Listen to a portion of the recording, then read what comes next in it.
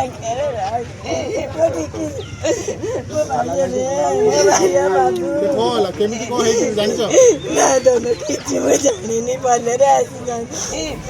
Chicken दुकान सामने अजणा युवक मृतदेह झुलंता अवस्था उद्धार।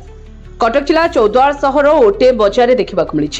एक रास्ता कड़े एक चिकेन दुकान आगे जड़े युवक झुलंता मृतदेह देखा मिली। तेज खबर पाई उद्धार कला चौद्वार पुलिस। मृत युवक जनक होउछंती चौद्वार 2 नंबर वार्ड मरहट्टा साहिर राम सिंह। से राज्य मिस्त्री काम करी परिवार चलाई थांती। तेबे गतकाली राति से घर आसी आ फेरी नथिले। हेले सकाळु सकाळु बजार लोक रास्ता रे जाउथिबा समय एक युवक रसी जाई झुलुथिबार देखिथिले।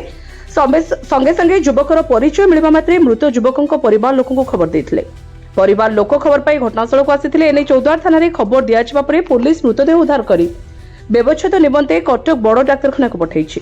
मृत राम को गोटे 12 वर्षर पुओ और गोटे 4 वर्षर झील अच्छी। से कहीं एभली चरम निष्पत्ति नेले ना आ पछरे किछि अन्य कारण अछि ताकु नै अंचल रे आलोड़न सृष्टि होइछि। रिपोर्ट आसवा परे यह हत्या ना आत्महत्या घटनार सत्यता सामना को आसिबो। ब्यूरो रिपोर्ट जे न्यूज।